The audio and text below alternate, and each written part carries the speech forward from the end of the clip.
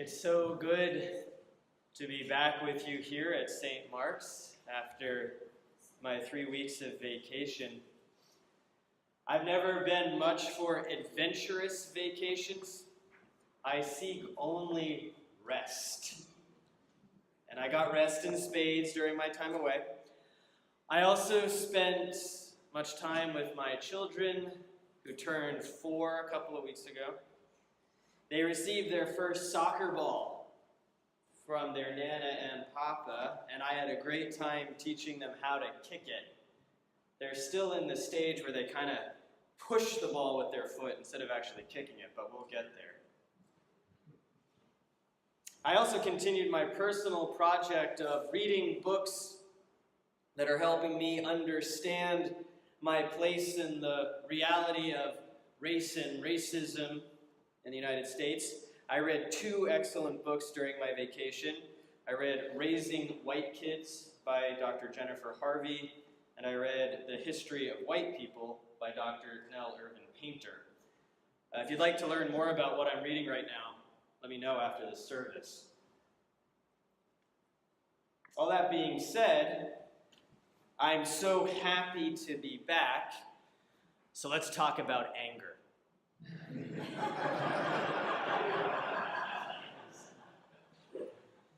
In the letter to the Ephesians, Paul exhorts the people of the church of Ephesus, be angry, but do not sin. Do not let the sun go down on your anger, and do not make room for the devil. Be angry, but do not sin. Now, this might seem like a contradiction to some of us. Perhaps in your family growing up, displaying any negative emotion, such as anger, earned you a one-way ticket to your room. Anybody? Nobody's raising their hand, but I sense that this is... An outburst of anger at the dinner table might have been met with awkward, shunning silence, or else a stern talking to.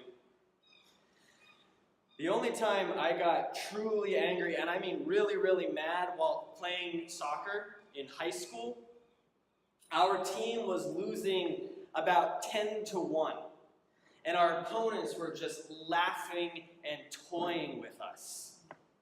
I got fed up. And on a goal kick, I went up for the ball with someone from the opposing team, and I just laid him out on the ground, just with the elbow to the back of the neck. I got yellow carded for that. It should have been a red card. I should have been sent off for this angry behavior. And I'm sure we've all been punished at one time or another for such anger. And so we've built up an emotional diagram that places anger only in the negative zone. To become angry is bad, and therefore we should strive not to become so. I am possessed of a short temper, which flares up and down in quick succession, and I hate how it feels when I let my anger get the better of me. So I try hard not to let it. Because we place anger in that negative zone, we might wonder about the exhortation from Paul to the Ephesians. Be angry. What? I'm supposed to be angry? I thought I was trying to avoid anger, or else I might get red carded. No, says Paul, you're trying to avoid sin, not anger. This would be impossible if we lumped anger into the bucket labeled sin, but Paul doesn't do that. Be angry, he says, but do not sin. Paul recognizes that anger is a really useful emotion when deployed properly. Anger is one of the basic primal emotions, which can transmit so much important data to us once we move past the moment we see red. When we feel anger, some sort of violation has occurred and triggered that feeling within us. Somehow we have been invaded, and our anger can point us in the direction of the invasion. When I got mad during the high school soccer game, the violation was against my self-worth. The opponents were not respecting our team because we weren't as good at soccer. And did this excuse my behavior? No. For I failed the second half of Paul's direction. I got angry, and then I sinned by taking my anger out on my opponent. Oftentimes, our anger springs from violations against our worldviews. We spend a great deal of conscious and unconscious thought constructing the world around us and making meaning for ourselves. When that worldview is challenged, anger is the most likely result. Sometimes, however, the anger we feel is righteous anger. Anger about some facet of the state of the world that we have just awoken to. In these cases, the violation is a good one because it breaks down the walls that we had been using to isolate ourselves from the truth of things. The anger here is twofold. First, there is anger directed at the real state of the world. And second, there is anger directed at ourselves for ignoring the real state of the world for so long. The reason I'm currently reading books about race and racism, like the ones I mentioned earlier, is because I'm in the middle of this angry revelation about my place in the system of racism in the United States. And I'm trying to learn how I can become part of the solution to it.